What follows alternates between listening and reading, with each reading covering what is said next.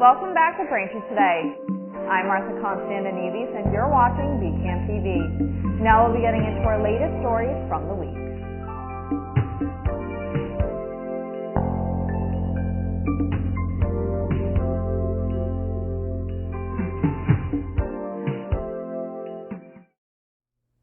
Welcome back to Braintree Today. I'm Martha Konstandinidis and you're watching BCAM TV. Now we'll be getting into our latest stories from the week. Israel has been rocked for 7 months by huge protests. Tens of thousands of Israelis have blocked highways, train stations, and city centers as they protest pending legislation being brought forward by Israel's Prime Minister Benjamin Netanyahu. The legislation will weaken the country's Supreme Court and give more power to the Prime Minister and Parliament. The first item to be voted on early this week will eliminate the Supreme Court's ability to strike down unreasonable decisions by the government. Critics said it would move Israel away from democratic ideals, but supporters said it would claw back some power from unelected judges. Unlike the United States, which has 2 sides of Congress and a Supreme Court that can keep a president in check, the Israeli government only has a prime minister and a parliament that elects the prime minister. The Israeli Supreme Court is the only other body to keep the prime minister and parliament from making any laws that they want and possibly turning the country into an autocracy. On Sunday, 11 people died after the roof of a school gymnasium collapsed in northeast China. Reports from the country say that a girls' volleyball team was using the gymnasium during the incident. Only 8 of the 19 people inside the gym survived. Local police detained owners of the construction company working on the gym building. They have been accused of using perlite, a form of volcanic glass, on the roof of the gym, and the minerals soaked up rainwater from the previous downpours in the area. This caused the roof to collapse around 3 p.m. local time. Parents are criticizing school officials as there have been a lack of communication on the rescue efforts, which stretched until Monday morning. On Monday, tour operators in Greece flew home nearly 1,500 vacationers at the start of a mass evacuation from wildfires raging on the island of Rhodes. Fires have been burning since Wednesday last week, forcing around 19,000 people over the weekend to evacuate. Wildfires also forced evacuations on the island of Corfu. These 2 islands are among Greece's top destinations for tourists. After leaving hotels and resorts, tourists were spending the night on Rhodes airport floor, waiting for flights that didn't come until overnight. Greek government officials describe the evacuation as the largest undertaken by the country. The U.S. Food and Drug Administration has approved the oral contraceptive Opill for over-the-counter use, making it the first non-prescription birth control pill in the United States. The pill is expected to be on shelves in early 2024. Opill is not emergency contraception or abortion medication. It's a mini pill that uses progestin, a synthetic form of the hormone progesterone, and does not contain estrogen. Dr. Carolyn Westhoff, who specializes in obstetrics and gynecology at Columbia University, said, quote, "People use birth control for things outside of preventing pregnancy, like treating heavy periods, painful periods. There's a lot of uses for it outside of birth control that people also will benefit if they can get it over the counter," end quote. The MSG Sphere turned on its 580,000 square foot LED exterior display for the first time as part of Las Vegas's 4th of July celebration. The Sphere projected LED fireworks, American flag effects, nature scenes, and some sci-fi visuals, as well as the moon, Mars, and Earth itself. Spanning 875,000 square feet, the Sphere is the largest spherical building globally. The $1.8 billion Sphere began being built in 2018 and was finished just recently in 2023. Although the exterior of the Sphere has been lit, the venue inside won't officially open until September 29th, with U2 set to perform there. Thanks for watching Braintree Today. We'll be right back with more after the break.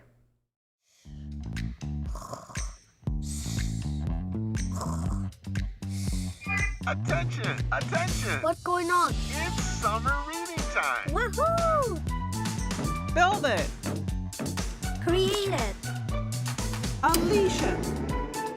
Express it. Free it. Find your voice this summer at your library with reading programs for children, teens, and adults. Welcome back. As pickleball has become a very popular sport in the town, the Braintree Pickleball Players Organization has come up big with a donation to add a paved path along the town's pickleball and basketball courts. The town council accepted a gift of $10,000 from the group at its meeting last Tuesday. This donation is to install a 280-foot-long path which will run from the parking lot of the Doherty Gym to the rear pickleball court. The 5-foot-wide path will be accessible to people with disabilities. In a memo to the council, Mayor Kokoris said, quote, "The town will provide project oversight and has also committed to planting some shade trees beyond the walkway. This will be a significant improvement to this popular recreation facility," end quote.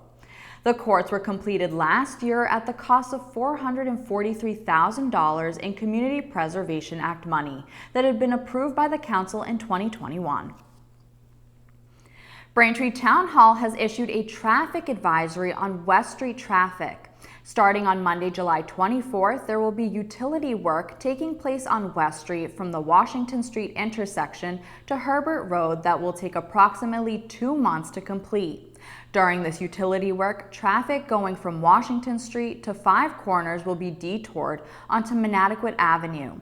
Traffic from Five Corners to Washington Street will still be able to go down West Street. Detour signs and police detail officers will be placed to assist with guiding traffic. The annual Braintree Kids Day event will celebrate kids on Wednesday, July 26th from 10 a.m. to 2 p.m. at French's Common next to Braintree Town Hall. The day is filled with entertainment, including inflatable bounce houses, food, games, and prizes. A free lunch of a hot dog or hamburger and ice cream will be provided for all. For the first time this year, Kids Day will begin with a sensory-friendly hour. While all games and inflatable attractions will open at 10 a.m., there will be no announcements or music played until 11 a.m. In the event of inclement weather, Kids Day will be held on July 27th from 10 a.m. to 12 p.m. Historic New England, in partnership with their public library and the Braintree Parks and Recs Department, introduced a new 4-week program for kids called Arts in the Parks.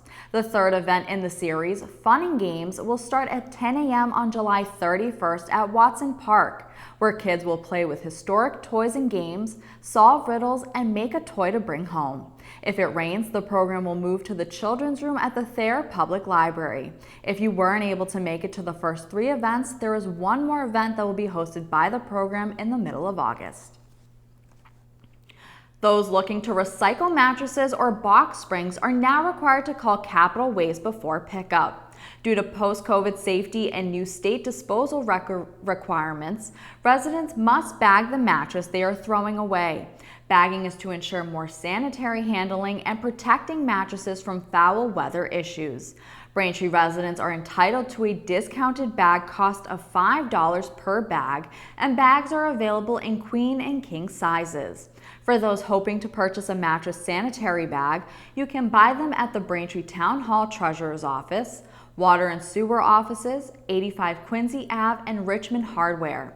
Always check with the store you purchase your mattresses and appliances from for free disposal options. For any questions about mattress recycling, head to braintreema.gov/recycling. As of June 27th, the Nelson Chin Summer Concert Series at Sunset Lake are back for its 2023 season. The concert series are sponsored by Mayor Charles Kokoris and the Braintree Electric Light Department. Every Tuesday until August 8th, a new band will be featured at the gazebo on Sunset Lake, starting at 6 p.m. Curra's Fancy, Studio 2, Gainesville Road, and Forever Fab already took the stage at the gazebo. Upcoming concerts include Mark Berger on July 25th and The Reminiscence on August 1st. BCAM TV will be covering the Nelson Chin Summer Concert Series, so just tune into our public channels Comcast Channel 9 and Verizon Channel 28, High Def Channel Comcast Channel 2128, or catch it all on youtube.com/BCAMTV. Thank you for watching Braintree Today on BCAM TV. We'll be right back with more stories in the area. Take steps to keep yourself and your family safe from ticks and the illnesses they can cause. Use EPA-approved tick repellents on your skin and clothes. Read and follow the directions. Wear light-colored clothing to make it easier to spot a crawling tick. Check for ticks on yourself, your kids, and your pets anytime you've been outdoors. Some tick bites can make you sick, but finding and removing a tick properly makes it less likely. Call your doctor if you start to feel ill or notice a rash near the bite. Play it safe when you're outdoors. Welcome back to Braintree Today. Now let's get right into more stories. Data released by Massachusetts officials shows the number of pedestrians and bicyclists involved in on-the-road accidents in the state has increased. A recent assessment by the Department of Transportation on safety of vulnerable road users showed that 101 pedestrians died in crashes in 2022. The previous high of 83 pedestrian deaths was marked in 2012. Bicyclist fatalities were also high in 2022, with 10 cyclists dying on the road. This is not a peak for deaths among bicyclists, but the number was still higher than in previous years. All states are required to prepare a vulnerable road user assessment under the new federal bipartisan infrastructure law. Patrick Mendoza, the restaurant owner wanted in a shooting in the North End earlier this month, is being held without bail after he was arrested last Friday. The 54-year-old was on the run from Boston police since July 12th, when they say he shot at someone outside of Modern Pastry in the North End. Mendoza was found and arrested in Falmouth at Gosnold Treatment Center, a substance abuse treatment center. He pleaded not guilty to several charges and is due back in court on a pre-trial detention hearing. Mendoza is facing several charges, including assault to murder, assault with a dangerous weapon, and witness intimidation. Prosecutors also said Mendoza was on probation, which was set to expire July 12th, the day of the shooting. As construction for a new animal shelter in Quincy is proceeding, the detection of asbestos has delayed plans of finishing. The 1.5-acre site sits off Quarry Street next to the Quincy Dog Park. Public Buildings Director Paul Hines said debris was dumped into former quarries in the area, and the asbestos was discovered among those materials. The city is now coordinating with the State Department of Environmental Protection to deal with this contamination. According to the DEP, exposure to asbestos can lead to chronic lung conditions that make breathing progressively more difficult. The former animal shelter was demolished to make way for a 120,000 square foot, 4-story public safety building that is now under construction. In the meantime, the Quincy Animal Shelter operates out of a garage behind the Senior Center on East Squantum Street. Emmanuel Lopez, who was charged in the 2018 killings of Weymouth Police Sergeant Michael Chestnut and Vera Adams, is scheduled to begin his second murder trial in January of 2024.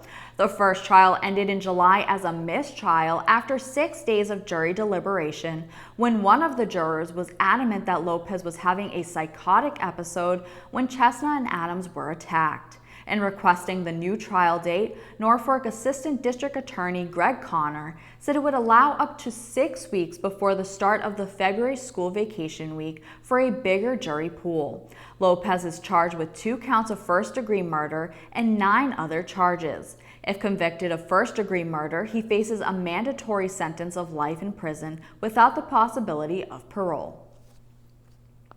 Shrewsbury police say a man suspected in multiple identity theft and larceny cases at Shrewsbury banks may have also been active in Braintree. The department is seeking the public's help in identifying a man they say is connected to larceny and identity theft cases at Unibank and Rockland Trust banks.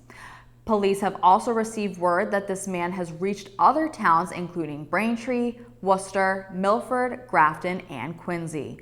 Police in a statement said, quote, The suspect is observed wearing the same baby blue long-sleeve shirt and aqua blue scally cap with sunglasses on top during each incident. The suspect furnishes a Connecticut state driver's license, which has been proven to be fraudulent, end quote. Anyone with information is asked to contact Shrewsbury police detectives at 508-841-8485. Thanks for watching Braintree today. We'll be right back with more in entertainment. Did you know your teenager's brain is more likely to get addicted to nicotine than yours? The tobacco and vaping industries do. They target teens with their products and try to cover up the fact that there's nicotine in them. Talk with your kids about the real dangers of vaping. Welcome back to Braintree Today. Today in entertainment, we have streaming service updates and 2 movie recommendations for you to watch. First in entertainment, for Netflix subscribers, the streaming platform is no longer offering their basic membership without ads in the US or the UK.